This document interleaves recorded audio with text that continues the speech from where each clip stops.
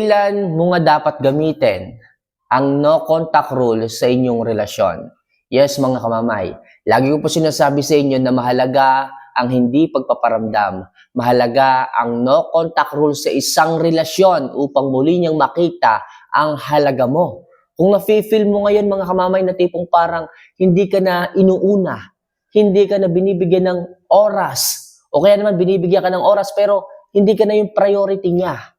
So mga kamamay, kailan nga ba dapat i-apply yung tinatawag na no contact rule o yung hindi pagpaparamdam sa isang lalaki? Sa video ito, pag-uusapan natin yan kung nararamdaman mo yung mga sasabihin ko sa inyo. So isa lang palagi ang aking hinihiling, mga kamamay, if ever na nagugustuhan nyo yung mga love advice, mga videos na ginagawa ko, huwag nyo sana kalimutan na pindutin ang subscribe button, mag-like sa video at mag-comment sa ating mga ginagawang video. Kung nagawa nyo na po yan, mga kamamay, simulan na po natin ang topic ngayong umagang ito. So, kailan nga ba dapat gawin ang tinatawag na no contact rule?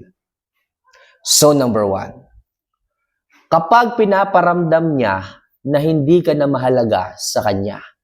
Mga kamamay, mararamdaman mo naman to eh. Unti-unti mo tong mararamdaman. Unti-unti nang nababawasan yung mga pangako niya sa iyo. Yung dati-rating ginagawa niya na kapag kayo ay sisimba, lagi siyang nauuna ng 30 minutes sa tagpuan. Pero bakit ngayon? Ikaw na yung naghihintay ng mahigit 1 oras bago siya dumating. Bakit ganon? Nagiging least priority ka. Nagiging huli ka sa prioridad ng isang lalaki. Mafe-feel mo yon, parang hindi ka na nagiging mahalaga. Parang hindi na ganun kahalaga ang oras pagdating sa iyo. Di ba? So, ang hirap nun. Kung dati-rate, pagkakain kayo, pinaghahanda ka pa ng upuan. Ngayon, hindi. Nahayaan ka na lang. Nawawala na po yung dating ugali ng isang lalaki. Kung dati-rate, kapag ka merong, alam mo yun, pag merong mga aso sa daan, nasanggahan ka pa niya. Okay, baka makagat ka ng aso pag naglalakad kayo sa gabi. Pero ngayon, ikaw na yung pinapanangga. Ano ba naman yan?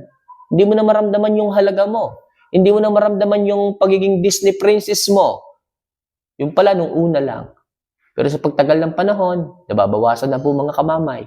Pag na-feel niyo po na parang wala na kayong halaga sa kanya, hindi na kayo i-message, hindi na kayo tinatanong kung kumain na ba kayo, hindi na kayo kinakamusta pag may sakit kayo. So, madaling sabi, parang wala nang pakialam sa inyo yung isang lalaki, wala na kayong halaga. Dapat mag-no contact rule na kayo para maisip ng isang lalaki na possible, maaari kang mawala kapag hindi siya naging okay sa'yo, o hindi siya nag-ayos ng ugali niya, hindi niya ibinalik yung dating siya.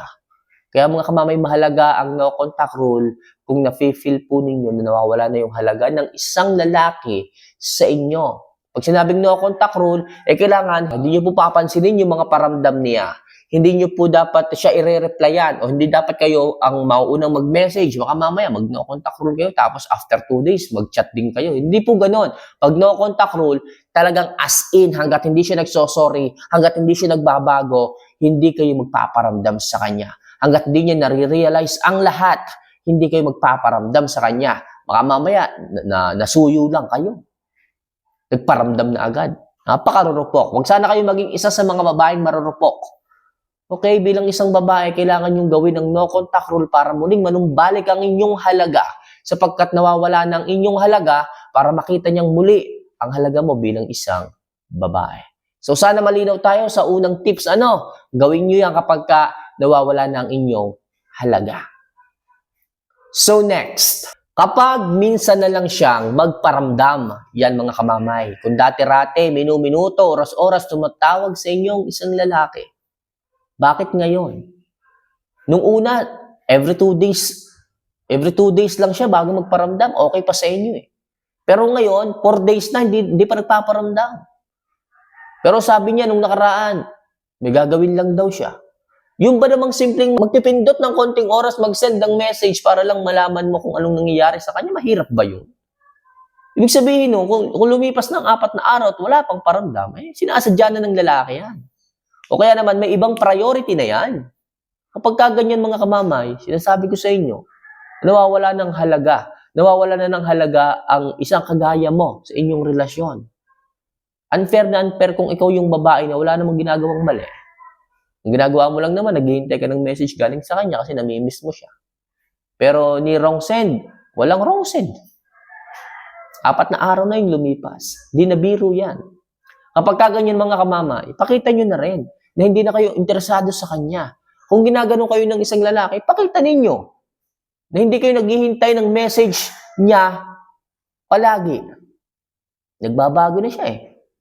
Ang inyong alas dyan mga kamama, yung pagiging mabuti ninyo. Yung hindi nyo pagluloko, yung pagiging tapat nyo sa kanya, yung walang record ninyo sa inyong relasyon. Kapag meron kayo niyan, malamang sa malamang makikita at marirealize ng isang lalaki ang halaga at muli siyang babalik sa iyo. Sapagkat wala siyang dahilan para iwanan ka. Sapagkat ang hirap humanap na kagaya mong maayos. Kaya mga kamamay, kung alam mo na hindi na siya nagpaparamdam sa iyo, mag-no contact rule ka na. Lumayo ka na. Huwag ka na magparamdam as in zero. Social media, huwag kang magre-reply. Sa messages, huwag kang magre-reply. Sa tawag, huwag kang sasagot. Kung maaari, patayin mo na yung cellphone mo, i-off mo na para hindi siya makatawag. Isa yung paraan mga kamamay para makita ng isang lalaking muli ang halaga mo. Mag-no contact rule ka sa kanya. So next, gawin mo to kapag wala na siyang gana sa iyo. Yan nga mga kamamay. Kapag wala na siyang gana sa iyo, ay talagang matik gawin mo na ang no contact rule. Yung tipong napipilitan na lang siyang kumain kasama ka sapagkat nagagalit ka. Okay? Sapagkat libre mo siya. Pero sa totoo lang, hindi na siya masaya. Wala na siyang gana. Yung dating mga organic smiles, na kapag kayong dalawa ay sisimba, nakikita mo pa, pero ngayon, bakit lagi pagkakatapos ng simba, every Sunday, nagpapaalam na kaagad siya? Babe, kailangan ko munang umuwi. Natawag ako ni nanay, may gagawin daw kami. Sabihin niya, magchat-chat na lang ako pag uwi. Tapos pag uwi, hindi naman nagchat-chat. Sabihin, nakakawala na ng gana. O nawawala na ng gana ang isang lalaki pagdating sa inyong relasyon. At hindi yun normal. Kapag wala na siyang gana, yung tipong napipilitan na lang siya sa inyong relasyon, diba? Tatanungin mo siya, babe, saan tayo kakain? Sabihin niya, ikaw bahala. Tapos, paminsan-minsan mo na lang siya makasama. Lagi na lang canceled lagi yung inyong mga lakad. Sabihin, hindi ka na niya gustong kasama. Nawawala na siya ng gana. Pag ganun mga kamamay, napupunta sa ibang atensyon ng kanyang atensyon, dapat mag-no contact rule ka na. Dapat gumawa ka na ng hakbang para ikaw talaga yung maging priority niya. Kung kinakailangan, isakripisyo yung inyong relasyon, gawin mo. Mag-no contact rule ka at huwag kang magpaparamdam hanggat hindi siya nagbabago at hindi niya nare-realize ang mga bagay-bagay dito sa inyong relasyon. Okay? So sana malinaw tayo, kung wala nang ganang isang lalaki, ito na yung pagkakataon.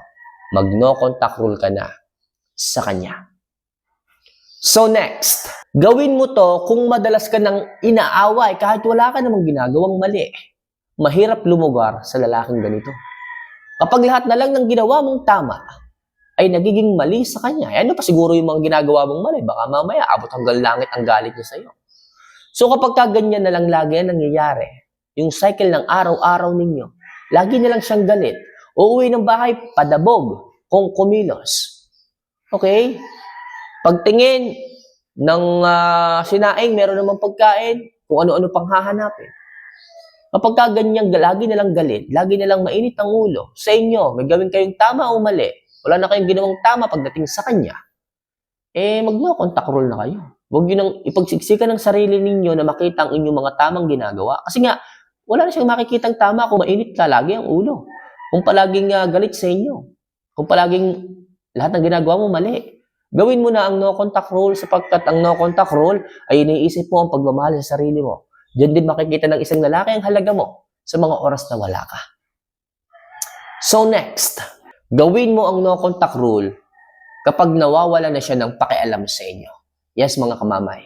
Mag-asawa kayo, magjowa kayo, at 10 taon na kayong magjowa, pero bakit nawawalan pa rin ng pakialam? Yung tipong nagkasakit ka na nga. Yung tipong nabangga ka ng bisikleta kanina. Wala man lang paramdam, wala man lang chat, wala man lang concern. Nasa ospital ka ngayon, pero nasa na jowa mo, nasa na asawa mo? Bakit walang pakialam? Kapag ganan mga kamamay, mag-no contact rule ka na sapagkat sarili mo lamang ang katulong mo. Sarili mo lamang ang nagmamahal sa iyo. Para makita ng isang lalaki na hindi ka nakadepende sa kanya, mag-no contact rule ka. Sapagkat hindi mo na maramdaman yung lalaki.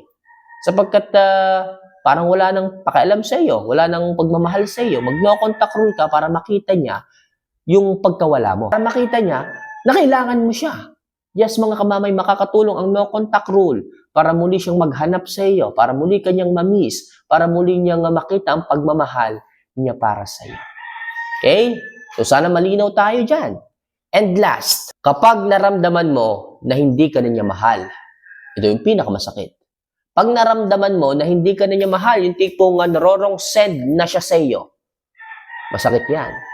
Yung tipong nag-I love you siya, pero iba ang tawagan na ginamit niya.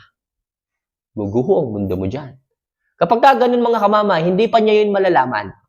Pag ganun, naka-receive ka ng message na nag-I love you siya, pero iba yung tawagan. Na-receive mo, I love you baby. Pero hindi naman baby ang tawagan ninyo. Sa ganun pa lang, adjust na kayo. Step backward na kayo mga kamamay. Lie low na kayo, no contact rule na kayo pagka ganun. Okay? So, saka pa lang niya iisa-isahin kung bakit ka biglang nawala. Doon pa lang niya iisipin kung ano yung mga nasabi na gawa niyang mali sa iyo kung bakit bigla kang nawala. Hanggang sa makita niya na nag-wrong send pala siya ng message sa inyo. So, ngayon, kung totoong mahal ka ng isang lalaki, lahat ng connection niya sa kung sino mang babae, aalisin niya. Pero kung isa ka sa mga kabit, isa ka sa mga ka-fling-fling niya, malamang sa malamang, huwag ka nang umasa. Kahit mag-no contact rule ka, hindi ka niyan babalikan. Pero kung ikaw talaga yung mahal niya, sa pag-no contact rule mo, hahabulin ka niya. So mga kamamay, maraming salamat sa lahat ng tumapos ng video. Sana kahit paano makatulong ang ating simpleng tips na to. Kung gusto niyo pa ng mas maraming love advice, don't forget to click the subscribe button, i-like ang video at mag-comment dito para sa mas marami pang love advice na ibibigay ko sa inyo. So paano mga kamamay, see you for our next vlog. Mahal ko po kayo. Paalam.